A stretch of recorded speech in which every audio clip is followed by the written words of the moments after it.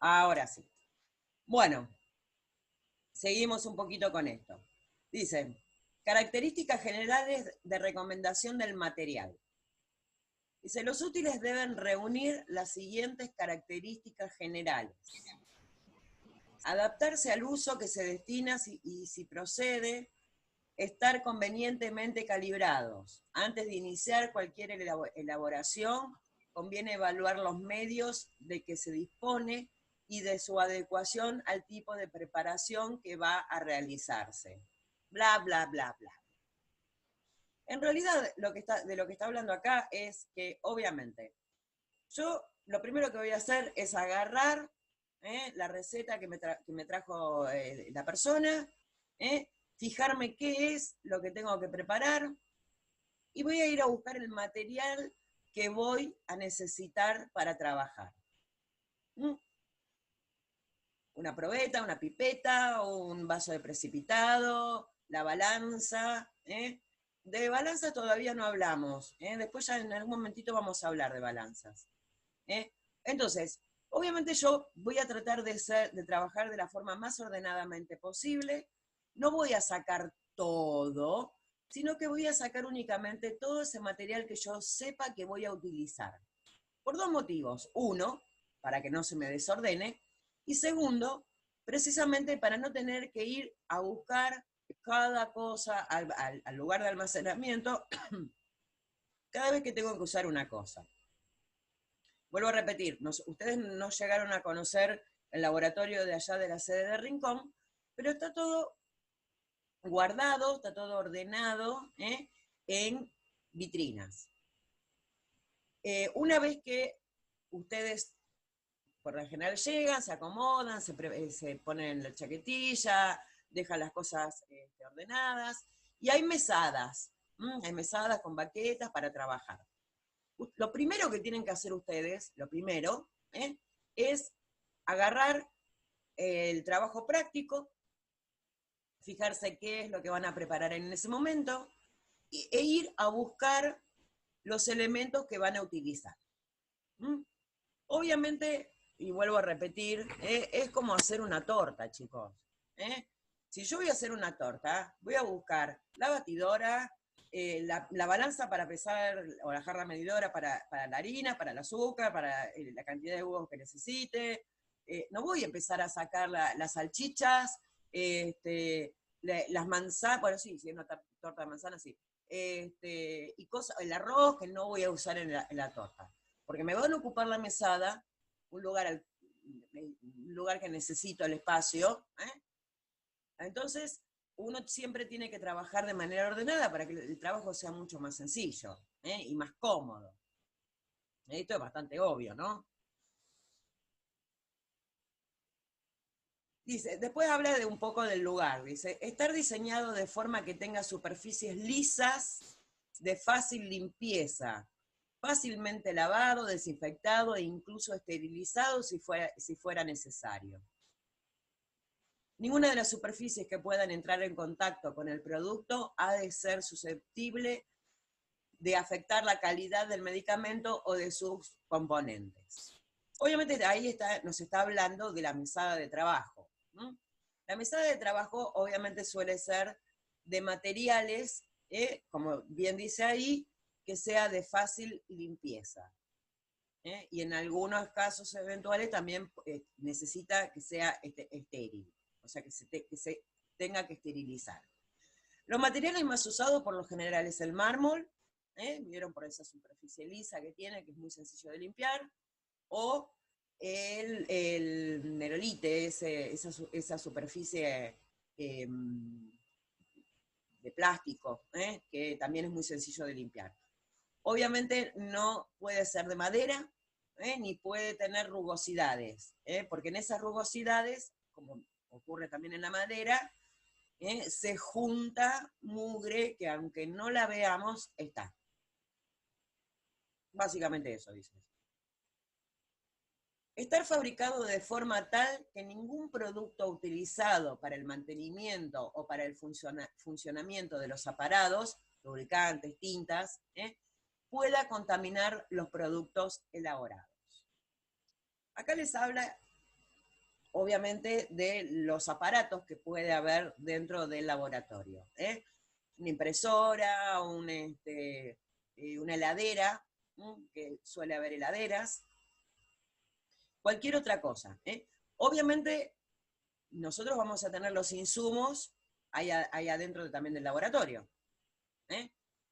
Siempre todas esas cosas tienen que estar correctamente etiquetadas, guardadas en cajas y separadas. Porque vamos a suponer que yo tengo una caja de tinta, con tinta ahí en el laboratorio. La tinta que la uso para la impresora. Vamos a suponer que son las impresoras con los cartuchos de toner. Obviamente eso tiene que estar bien separado, tiene que estar bien aislado, porque si no corro el riesgo de que eso se abra, se deteriore y me contamine cualquier cosa que tenga por ahí dando vuelta. A fin de evitar la contaminación cruzada, todos los elementos y útiles en contacto con los productos deben ser limpiados de forma conveniente y mantenerse en buen estado de funcionamiento. La limpieza se efectuará lo más rápidamente posible después de su utilización. Cuando hablamos de contaminación cruzada, obviamente estamos hablando de algo que yo tengo acá un vaso de precipitado, que está sucio. Y acá otro, una pipeta o una probeta, que es la que voy a utilizar ahora, que está limpia. Este vaso de precipitado que está sucio me puede contaminar esta pipeta que voy a utilizar. Entonces, lo conveniente es obviamente, lo terminé de usar y lo lavo. Y a veces, para evitar la contaminación, porque en el ambiente siempre hay contaminación, a veces también lo voy a tener que lavar previo al uso, para evitar, obviamente, la contaminación del producto que voy a realizar. Básicamente es eso. Vuelvo a repetir, esto es como en la cocina. Rolando, ¿cuándo vas a tomar clase de cocina? Así me entendés mis ejemplos. ¿Andás por ahí? Dice, los aparatos de medida han de asegurar la exactitud de los datos leídos o registrados. Antes de iniciar cualquier operación, se recomienda efectuar una verificación de los aparatos de medida que lo precisen, especialmente de las balanzas. En el caso de pesadas de sustancias muy activas, se recomienda efectuar las diluciones adecuadas para dar más bla, bla, bla, bla, bla, bla. Nosotros no vamos a usar sustancias reactivas, o sí, pero lo único que hubiéramos utilizado es el alcanfor, que en cuantito se expone al aire, se evapora muy rápido, pero bueno. En realidad, acá básicamente vamos a hablar de las balanzas. Vieron que yo les dije que en un momento íbamos a hablar de balanzas. En el laboratorio hay dos tipos de balanzas, lo que es la analítica y la granataria. La granataria pesa en gramos. 10, 20, 30 gramos. En cambio, la analítica también pesa en gramos, porque es una medida de masa, pero la unidad es 0, en cambio la analítica es 1, 2, 3, 4, para arriba. Entonces recuerden eso, analítica 0, tanto. A veces es 0,0. Y ese tipo de balanzas, las analíticas, que son las que seguramente vamos a utilizar en el laboratorio, precisamente tienen esa característica. Se descalibran enseguida. Pero por suerte, tienen un botoncito que se aprieta y nos la vuelve a calibrar. Nos la calibra enseguida. Pero también esta balanza tiene que estar ubicada en un lugar específico. Ese lugar tiene que ser liso, o sea, que no tenga movimiento, porque cualquier movimiento que tenga me la va a volver a descalibrar. ¿No? Tiene que ser una superficie antivibratoria, porque cualquier vibración que haya en el ambiente también me la puede descalibrar. Estas parecen pavadas, pero en realidad ocurre esto. Yo les estoy hablando de pesadas de 0,10, 0,05 gramos. Son cantidades ínfimas para la pesada. Entonces, obviamente, cualquier vibración, cualquier movimiento de la balanza, me lo va a descalibrar y me va a hacer una medición errónea. Yo después voy a trabajar con esa medición errónea y me va a preparar cualquier cosa. Obviamente, cuando estábamos hablando de una dosis, me puede modificar bastante. Incluso hay cosas que tenemos que pesar, que si yo pongo un poquito más o pongo un poquito menos, no me va a dar el resultado, no vamos a llegar al resultado que nosotros estamos buscando. Un caso, pero que nos pasa siempre cuando vamos a trabajar al laboratorio es cuando hacemos el alcohol en gel. Cuando se pone un poquitito más de uno de los componentes que suele ser el carbopol, nos queda un masacote que no se puede hacer tipo gel. Si le ponemos un poquito menos de lo que hay que poner, queda demasiado líquido. Y eso depende exclusivamente del peso de la balanza. Por eso es tan importante que la superficie sea lisa, que la balanza no se mueva, que la balanza esté bien calibrada, que no haya vibración en la superficie de donde va a estar ubicada la balanza. Y otra cosa también importante es que la balanza esté a una altura que nos resulte cómodo trabajar. Como todo. El trabajo en laboratorio requiere atención, concentración,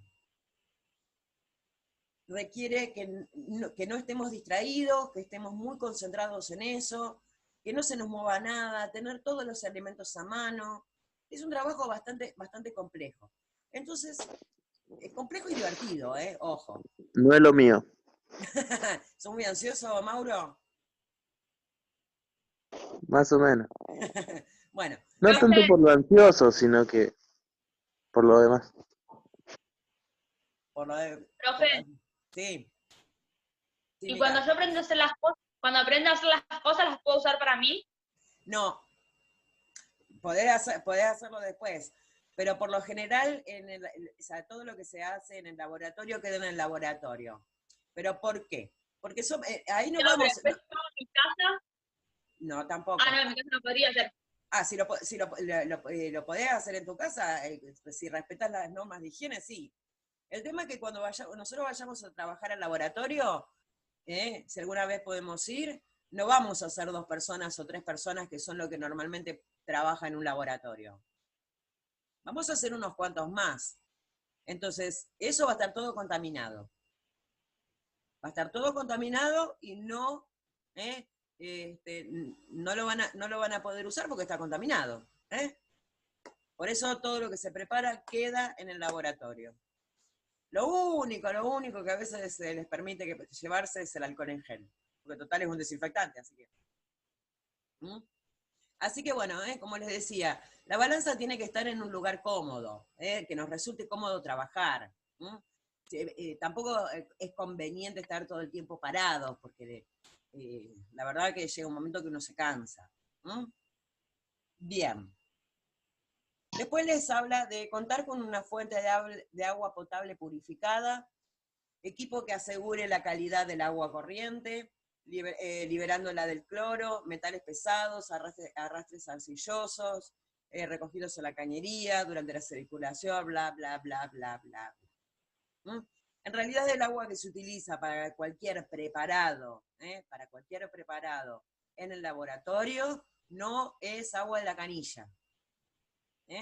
Siempre se utiliza agua destilada, que está libre de electrolitos, es agua nada más, H2 oxígeno. El agua que nosotros consumimos de la canilla tiene sales, tiene cloro, tiene sodio, potasio, y dependiendo de dónde viene. No es lo mismo el agua de pozo, que acá en San Miguel hay, o sea, en mi casa yo tengo agua de pozo, no tengo agua corriente.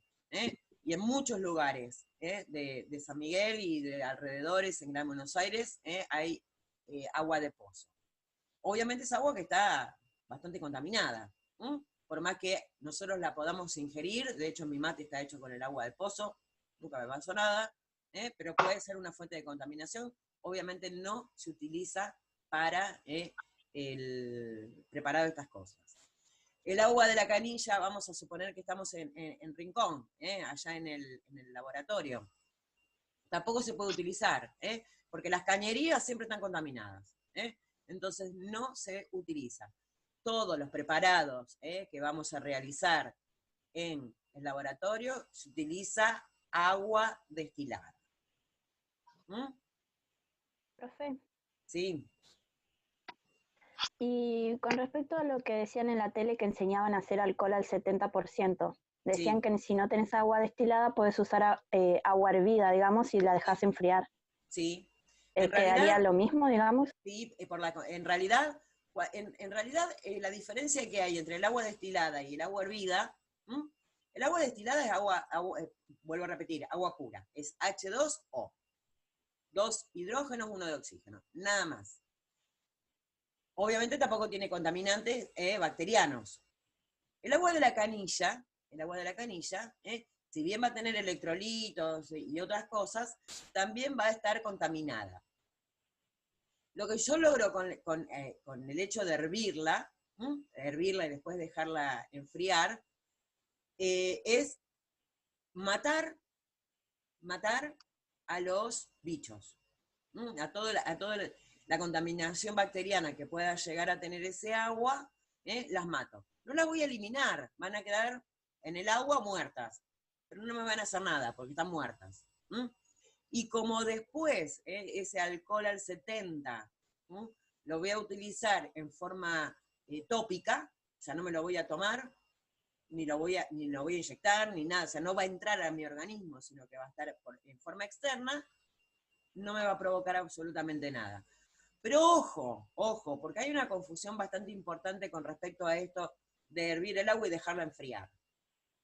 Yo agarro, meto en un jarrito agua de la canilla, la pongo a hervir, la dejo hervir y la pongo a enfriar. En cuantito la dejé abrir, la estoy dejando al aire abierta, enfriándose, se está contaminando de nuevo. Entonces, la mejor manera de hacer un agua lo más apirética, o sea, que tenga la menor cantidad de organismos vivos, los muertos no me preocupan, es una vez que herví el agua, aunque tarde más, taparla.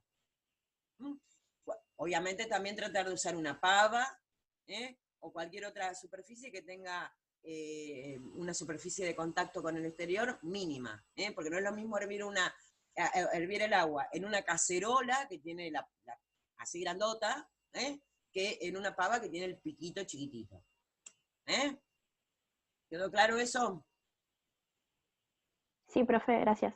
Genial. Después se les habla del equipo de ultrafiltración de agua potable, deberá renovarse periódicamente, el cual exhibirá su parte exterior, la fecha de vencimiento. ¿Profe, el agua que sale de la bomba? ¿Cómo? ¿El agua que sale de la bomba también? ¿La que sale de la bomba? Sí. ¿El agua que sale de la bomba? ¿De qué bomba, Mica? La bomba del agua. Bueno, esa debe ser la del pozo. Claro, en la bomba se te saca el agua del pozo. Y empieza a estar filtrada, no sé qué. No está filtrada, mi amor. La bomba lo único que hace es chupar el agua que está en la napa. Ah, porque viste que dicen eso. No. Sí, dicen que es filtrada, pero es por el sarro nomás. Y el Ajá, sarro, dicen que es te filtra bastante, ¿eh? Porque el sarro es una sal. Y la sal, la arena, todas esas cosas, cuanto más arenoso sea el suelo, tiene un poquito más de filtración, pero habla de filtración con respecto a electrolitos y otras cosas, ojo que con las bacterias no, porque encima después de eso va al tanque, y en el tanque está estacionado un montón de tiempo, el tanque no. ¿Quieren que les cuente una cosa? Escuchen esto. Esto le pasó a mi abuelo, años A. Resulta que encontraron en el tanque de agua del colegio, donde él iba, un muerto. Y ellos tomaban agua de la canilla. Tomaban agua que pasaba por el muerto. ¡Bácala! Y ninguno se enfermó. Pero bueno, obviamente si yo voy a preparar algo, que después, a ver, eso supuestamente va a ser un medicamento, lo va a tomar una persona que está enferma, ustedes imagínense, No. Bien. Después dice, el almacenamiento de agua destilada deberá realizarse en bidones limpios y destinados únicamente a tal fin, y exhibir protocolo de calidad, de origen, con fecha de obtención y vencimiento del proveedor. El agua destilada se compra. El agua, es más, vieron que en las estaciones de servicio venden agua destilada. De hecho, el agua que debería usarse para el motor es, por lo general, es agua destilada. ¿Por qué? Porque precisamente no tiene electrolitos, ni suciedades, ni nada. ¿Alguien preguntó algo? Ahí voy. Bueno, sigo. El agua que se usa en los motores, obviamente es agua destilada, pues no tiene ni electrolitos, ni suciedad, ni ningún tipo, que después a veces pueden jorobar el carburador. Ese agua que venden en la estación de servicio sirve, sirve, pero es agua destilada, igual que la que se compra en cualquier lado. La diferencia es, obviamente, el exterior. El exterior va a estar contaminado, pero yo tengo que quedarme tranquilo porque por más que esté contaminado el exterior, cuando yo la trasvaso, con limpiar, limpio la tapa, limpio bien la tapa, limpio bien el cosito de la rosca, tranquilamente lo puedo usar. Entonces al auto también se le puede poner agua mineral. No, al contrario. El agua destilada es lo contrario del agua mineral. Al auto lo mejor que le podés poner es el agua destilada. Otra. Sí. ¿No querés ir a la estación de servicio a comprar el agua mineral? ¿Viste la escarcha que se forma en la heladera? ¿En el freezer? Sí. Eso es agua mineral. Es agua destilada. Es más, si vos agarrás la escarchita que se forma en el freezer y la probás, vas a ver que tiene un gusto diferente que la que no. Sí, es verdad. Ya lo hice. ¿No hace mal comer el hielo? No el hielo, porque el hielo es agua congelada. En cambio, la escarcha que se forma ahí en el freezer es agua destilada, precisamente porque esa escarcha se forma con la evaporación del agua. Por más que haya demasiado frío dentro del freezer, en el abrir y cerrar la puerta, siempre algo se descongela, después se condensa y se termina congelando. Profe, Sí. ¿y el agua que sale de la manguerita del aire es destilada también o no? Ay, me mataste, ni idea. Cosa que no sé. Porque yo tenía entendido eso, pero no sé ahora. La verdad, ni idea, che. Me mataste con esa pregunta. Ahora, me vas a tener que esperar al verano porque no lo voy a prender ahora el aire para después probarla. Está Pero bien, después lo profe. investigo, después lo googleo, a ver qué nos dice. ¿Mm? Profe, Bueno, entonces, ¿cuál diferencia hay entre el agua mineral o el agua destilada? El agua mineral tiene minerales. El agua Sí, destilada esa no tiene nada. ¿Eh? De hecho, el agua mineral, ¿viste no que tiene. compramos en el chino? En el chino, en el Sí, súper, en la despensita, donde sea. ¿Eh? sí. El eco de los Andes. No es que estoy haciendo Salzburgo. propaganda, el primero que se me pasó por la cabeza. ¿Eh? Esa que compramos para consumo es agua mineral. El nombre te lo dice. Tiene minerales. Por eso recuerden de nunca recomendarle agua mineral a un hipertenso, porque tiene sodio. Hay algunas que dicen con menor contenido de sodio, pero bueno. ¿Eh?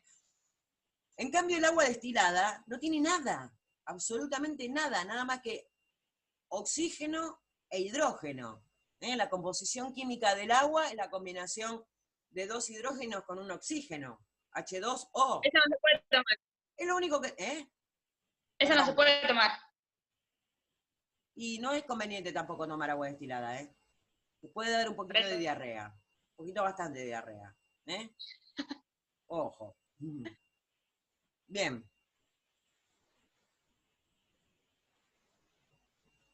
Después dice, el laboratorio tendrá una zona para dejar los recipientes y utensilios sucios después de su uso para su limpieza conveniente inmediata. Esto habla un poquitito también de del orden. O sea, yo no puedo estar preparando una cosa, ensucié esto y ponerme a lavarlo. Siempre me conviene dejarlo aparte, ponerlo en la bacha, por ejemplo, y lavarlo después una vez que terminé con todo. ¿Por qué? Porque a veces el tiempo que tengo para... Me di esto, pero tengo que preparar esto otro, y esto ya lo terminé de usar, lo pongo ahí, porque esto tengo que seguir trabajando con esto otro de acá al costado. Entonces no puedo ponerme a lavar. En el caso de cuando nosotros vayamos a trabajar al laboratorio, yo tengo toda la esperanza de que en algún momento vamos a ir, por eso hablo cuando vayamos. Como van a ser varios por grupo, mientras uno trabaja, el otro puede estar lavando las cosas, pero normalmente no. Un soporte para colocar las barazas, bueno, acá lo mismo que hablábamos antes, que no debe ser antivibratorio. Una mesa o escritorio para lectura y redacción de documentos, donde serán apuntados en un libro de preparación diaria, asentando cuidadosamente los pasos seguidos en la elaboración de cada producto magistral. Esto es importante, porque como yo les había dicho, les había hablado en algún momento, lo del informe, donde el informe yo tengo que hacer todo un detalle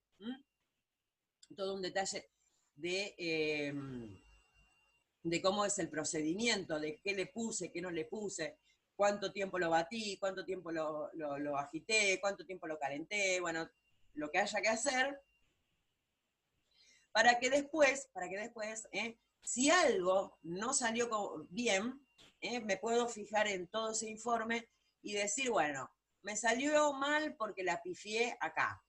No le puse suficiente o le puse demasiado ingrediente. Aparte, toda esta preparación va a estar registrada en un libro que se denomina libro recetario, que es uno de los libros oficiales y uno de los libros necesarios en la farmacia. Todas las preparaciones que se hagan en la oficina de farmacia se van a anotar en el libro recetario. Se llama así. Después vamos a ver qué otras cosas también se anotan en ese famoso libro recetario. Después les habla de los armarios o estanterías con capacidad suficiente, que tiene que estar limpio, las materias primas, los artículos, bueno, todo, tiene que estar al abrigo del polvo, o sea, que no tiene que estar todo sucio, lleno de polvo, y si es necesario también al abrigo de la luz. ¿Por qué? Al abrigo de la luz se supone que tiene que estar guardado en un lugar donde no le dé la luz directa. ¿Se acuerdan que en algún momento habíamos hablado de que de dónde guardar los fármacos, que tenían que estar lejos, que no tenían que estar expuestos a la luz, ni al calor, ni a la humedad? Bueno, esto es lo mismo. En definitiva, es eso que estamos guardando ahí es la materia prima para hacer algunos medicamentos. ¿Se acuerdan que también habíamos hablado de los frascos de color marrón?